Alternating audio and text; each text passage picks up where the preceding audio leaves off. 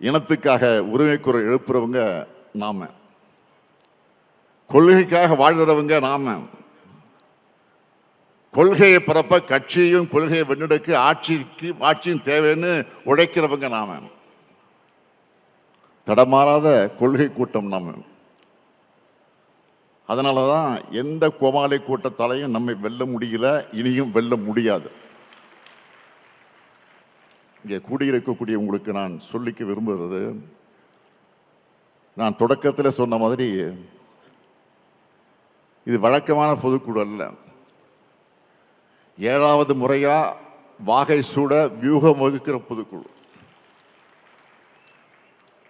அடுத்த ஆண்டு இதே நேரத்தில் என்ன மாதிரி தலைப்பு செய்தி வந்திருக்கும்னா, 7வது முறையா திமுக ஆட்சி அமைத்தது.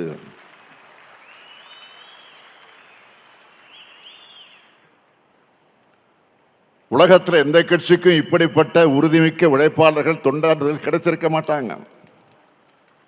இப்படிப்பட்ட தொண்டர்கள் காத்து நிற்கிறதுனால தான் 75 ஆண்டு காலத்தை கடந்து நூற்றாண்டை நோக்கி அதே வேகத்தோடு நாம் இன்றைக்கு நடைபோட்டுக் கொண்டிருக்கிறோம். சூரியன் நிரந்தரமானது, அதுபோல கழகமும் நிரந்தரமானது. கழகம் எப்படி நிரந்தரமானதோ அதுபோல நம்முடைய கழக ஆட்சியும் நிரந்தரமானது என்ற நிலையை நாம் உருவாக்கணும். அந்த நிலையை உருவாக்க முடியும். அது உங்களால் தான் முடியும், நம்மால் தான் முடியும். அதே நேரத்தில் அது சாதாரணமான விஷயம் இல்லை. இன்றைக்கு நாம் அனுபவிக்கிற சோதனைகளும் நெருக்கடிகளும் சாதாரணமானது இல்லை. நாம் இன்று மாநிலத்தினுடைய ஆளுங்கட்சி, ஆனால் ஒரு எதிர்க்கட்சியை போல சோதனைகளும் நெருக்கடிகளும் நம்மை தொடர்ந்து வருது.